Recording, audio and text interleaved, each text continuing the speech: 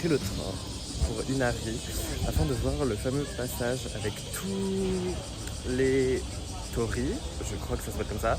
Vous savez, toutes les arches rouges qui s'enchaînent et qui font un long chemin. Donc là c'est en montée et tout, il y a un grand temple en face. Et j'ai hâte de voir ça. Il y a énormément de touristes, mais j'ai vu sur internet qui disait qu'en gros, plus l'ascension montait, moins il y avait de touristes.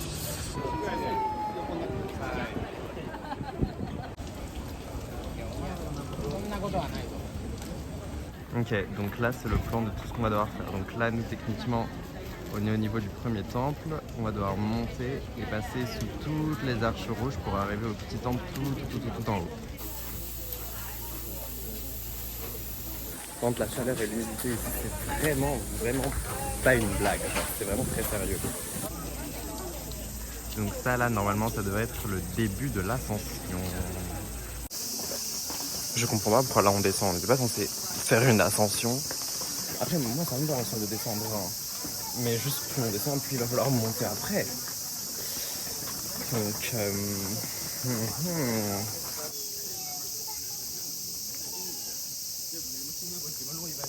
c'est quand même très beau. Hein.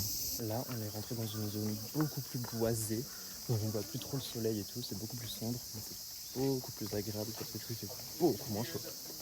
En fait, ce que j'aime trop, c'est que c'est vraiment en plein milieu de la forêt, genre. Genre, il n'y a rien du tout autour. Que des arbres.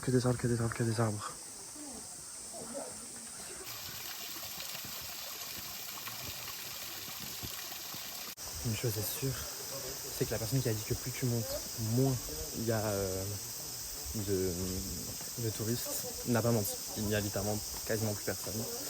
Et du coup, ce n'en est que plus plaisant. Et bien sûr, notre meilleur ami la pluie a fait son arrivée. Unpopular opinion, moi ça ne me déplaît pas du tout. Vraiment, c'est très pondéré. Ma meilleure amie la pluie est arrivée. On n'est pas encore à l'arrivée, mais on a une super vue.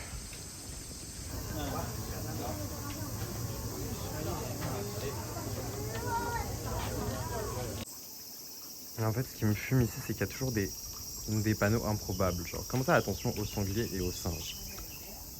Au secours!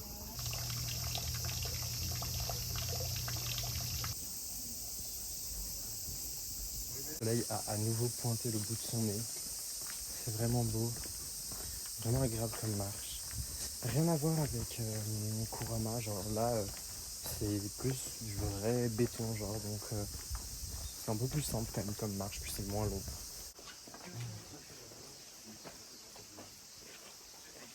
Et voilà le top de la montagne. Toute cette marche. Et c'est très stylé.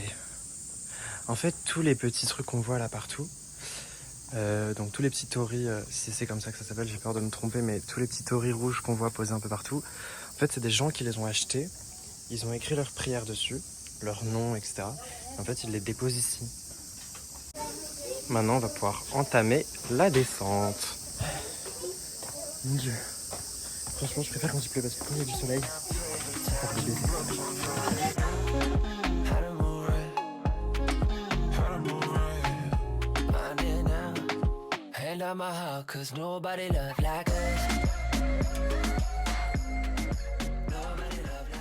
Complet changement de décor. J'ai pris le train pour venir ici dans la forêt de bambou. Et il y a un nombre de bambou. Mon Dieu.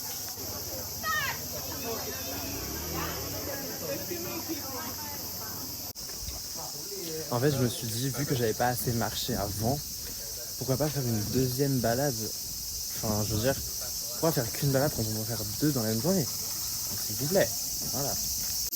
Mais n'empêche, tout ça confirme bien que je préfère largement être dans les forêts et les trucs ruraux plutôt que dans les grosses villes, genre.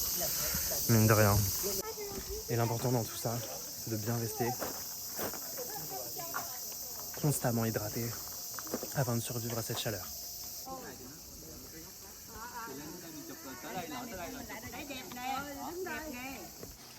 Je sais pas si on s'en rend bien compte à l'écran, mais les bambous montent vraiment super haut. Genre ils doivent faire, je dirais 5-6 mètres facile en vrai.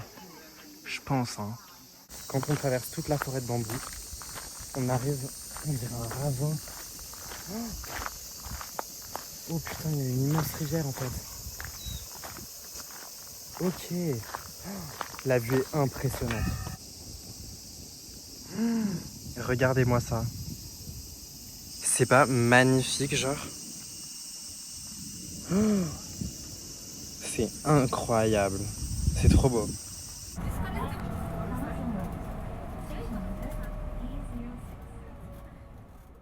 Petit topo, je suis rentré. J'ai pris une douche vite fait, je me suis changé. J'ai super chaud sa mère. Mais vraiment, l'éventail, mon meilleur ami. Là, c'était mon dernier jour à Kyoto. Parce que demain, je reprends le Shinkansen. C'est le TGV qui va super vite au Japon. Genre, il peut atteindre 350 km/h, je crois. Et en gros, je le reprends pour me diriger vers Osaka. Je connais pas du tout, je me suis pas encore trop renseigné sur ce qu'il y a à faire là-bas. Mais il faut que je regarde tout ça. Et en vrai, je sens que ça va être sympa. Enfin, de toute façon, on est au Japon. Donc j'ai envie de vous dire que ça peut pas ne pas être sympa, en fait.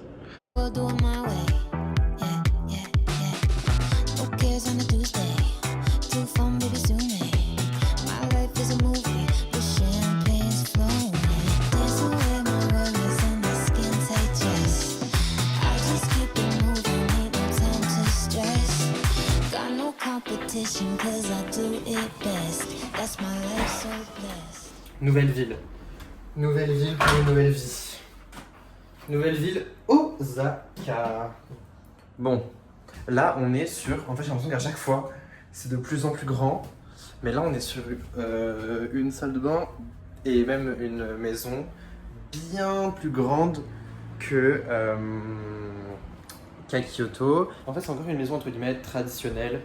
Mais contrairement à celle de Kyoto, c'est une maison traditionnelle plus moderne. Donc c'est-à-dire que ça va plus être quelque chose qu'on va vraiment voir. Enfin, ça va plus être quelque chose de commun du coup pour les Japonais, genre. Ensuite, du coup, on a l'étage avec la chambre. Bon, je sais pas pourquoi il y a autant de lits dans la chambre, mais en tout cas, voilà la chambre. J'ai allumé toutes les clims parce que quand je suis arrivé, la clim n'avait pas été allumée. Et seigneur, genre. Là, je pense que je vais faire une sieste parce que je suis KO. Et après, on part explorer la ville.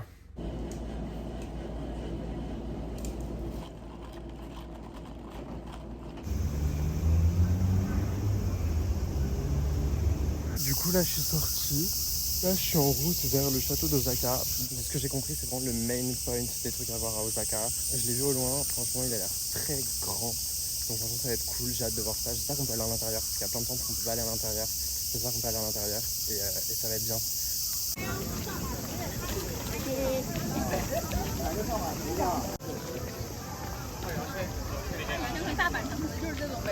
On rentre à l'intérieur. Les premières murailles. Donc du coup, maintenant, il faut traverser tout le jardin intérieur. En fait, il y a un premier jardin qui encercle le gros château. Et ensuite, il y a les douves qui encerclent le jardin d'après. Une fois qu'on a passé du coup les douves qui encerclent le château central, on arrive enfin dans cet espace-là avec le vrai château juste en face. Regardez. J'ai comme l'impression qu'on puisse monter à l'intérieur parce qu'il y a des gens tout en haut du château qui marchent et je pense qu'on va pouvoir aller à l'intérieur.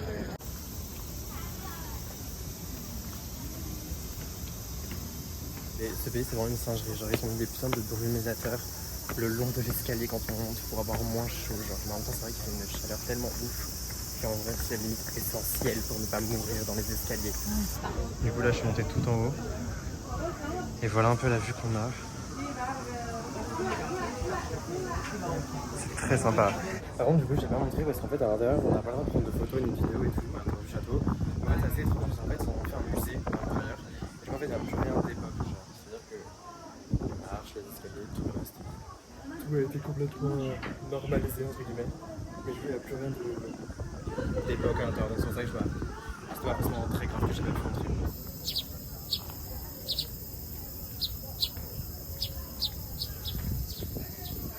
Bah franchement très sympa. En tout cas pour la vue très sympa. Franchement si vous passez à Osaka, je pense que c'est vraiment le truc à faire pour le coup.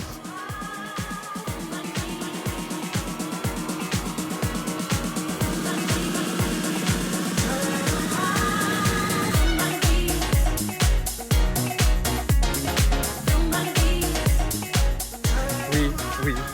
J'ai pris le train, j'ai quitté Osaka et là je viens d'arriver à Kanazawa. J'ai juste déposé les affaires dans la chambre, dans la loc. Et là je suis parti direct direction la plage, Ushinada Beach. J'étais pas trop au courant qu'on pouvait se baigner au Japon, enfin en tout cas que c'était un truc qui se faisait. Je crois d'ailleurs que ça se fait pas trop parce qu'il y a pas grand monde là en direction de la plage à part les touristes depuis tout à l'heure. Mais j'ai trop hâte, genre je pense que l'eau va être bouillante étant donné la chaleur qu'il fait. Donc franchement c'est trop cool, vraiment c'est trop hâte.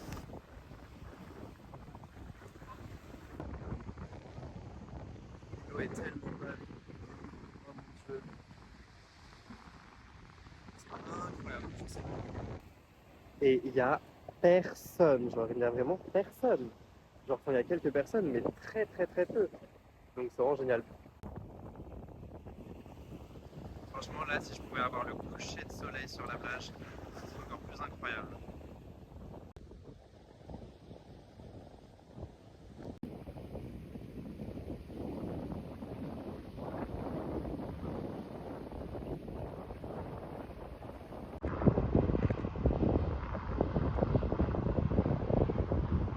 Franchement la plage au Japon, c'est pas forcément un truc auquel on pense en premier lieu quand on vient ici. Et moi au début je pensais pas forcément que j'irais à la plage.